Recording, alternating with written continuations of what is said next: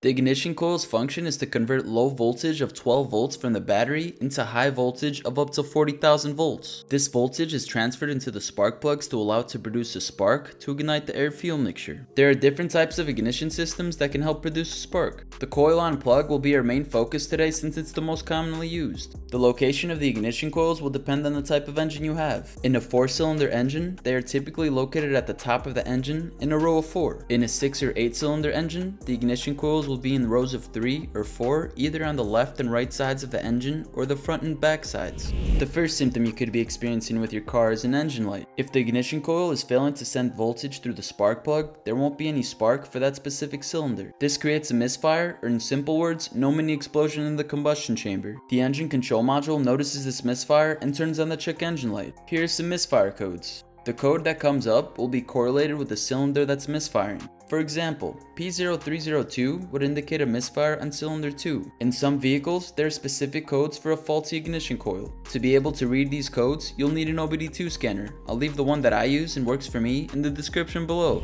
The second symptom is a rough idle. Since the failing ignition coil is unable to send voltage from the spark plug to create a spark, it creates a misfire. This misfire is why you feel your engine vibrating and potentially your steering wheel shaking when your car is in the stop position. The third symptom is poor performance. You'll feel your car overall be slower. In order for the engine to be able to produce maximum power, all spark plugs need to be igniting the air-fuel mixture to push the pistons down and rotate the crankshaft. In a 4-cylinder engine, if just one cylinder is misfiring, your engine will be less efficient by a quarter, resulting in poor performance. The fourth symptom is a smell of gas. Since the air-fuel mixture isn't being ignited in the cylinder, the fuel will go through the exhaust and out of the tailpipe. This will create a smell of gas. It's also very important to consider that with time, this excess fuel will go through your catalytic converter and cause it to overheat and get damaged. So it's important to get this problem fixed right away.